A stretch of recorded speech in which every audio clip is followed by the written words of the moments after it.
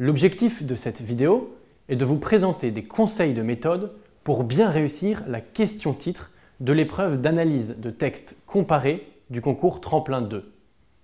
Pour rappel, aucune question et aucun titre ne sont proposés avec le sujet. C'est donc à vous de trouver le problème commun aux différents textes du dossier et de le formuler dans une question qui deviendra le titre de votre devoir. Pour que cette question titre soit réussie, il vous faut suivre 6 règles fondamentales. La première renvoie à la forme de la question. Aucune autre forme de titre que la question sera acceptée par le jury. Abstenez-vous de donner par exemple pour titre à votre devoir un groupe nominal. Si l'on prend l'exemple du sujet d'entraînement qui vous est proposé sur le site du concours Tremplin, vous ne pouvez pas donner pour titre à votre devoir la gratuité sur Internet ou encore l'économie du monde numérique.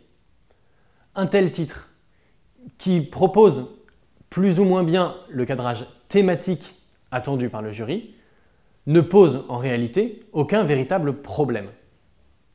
Deuxième règle, l'unicité. Votre question doit poser un et un seul problème. Souvent, les copies des élèves hésitent entre 2 questions. Par exemple, pour reprendre toujours le même exemple, la gratuité s'est-elle développée sur Internet et comment rentabiliser cette gratuité? Ici, vous voyez bien que le candidat hésite entre 2 problèmes qui sont concurrents. Que faire face à cette situation? Soit choisir une des 2 questions, soit, encore mieux, trouver le problème, la question englobante qui permet d'unifier votre réflexion. Troisième règle, qui va de pair avec la seconde, c'est celle de la simplicité. Ce qui se conçoit bien s'énonce clairement. De ce fait, il faut à tout prix éviter les questions à rallonge ou les questions trop complexes. Votre question titre devrait tenir en une ligne et demie grand maximum. Quatrième règle, celle du cadrage thématique. Votre question titre doit faire référence au thème qui vous est proposé. Pour reprendre le même exemple, vous ne pouvez pas poser comme question titre « Internet est-il un espace de liberté ?» Pourquoi cette question titre est mauvaise? Parce qu'elle manque totalement le cœur du dossier, qui est la notion de gratuité. Cinquième règle, vous devez poser à travers votre question titre un véritable problème. Une problématique est une question simple qui n'admet qu'une réponse complexe. De ce fait, évitez tous les faux problèmes du type « Les services gratuits se sont-ils développés sur Internet ?» Pourquoi c'est un faux problème?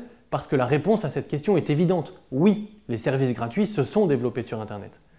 Un vrai problème est un problème qui n'admet pas de réponse unilatérale. Sixième règle, votre question doit être grammaticalement correcte. Il vous faudra donc respecter les règles de l'interrogation directe, c'est-à-dire la présence d'un point d'interrogation, l'inversion du sujet et du verbe, la présence éventuelle d'un pronom de rappel ou d'un T euphonique encadré par des tirets. Exemple de question grammaticalement fausse, la gratuité est une chance pour Internet? Ou encore, est-ce que la gratuité peut-elle être rentable? Alors qu'est-ce qu'une bonne question titre? C'est une question simple, courte, cohérente, qui permet d'identifier le thème du dossier, qui permet de poser un véritable problème. Vous trouverez une bonne question titre dans le corrigé du sujet d'entraînement. Mais je me garderai bien de vous donner ce titre, car c'est à vous de traiter ce sujet et c'est à vous de trouver une bonne question titre.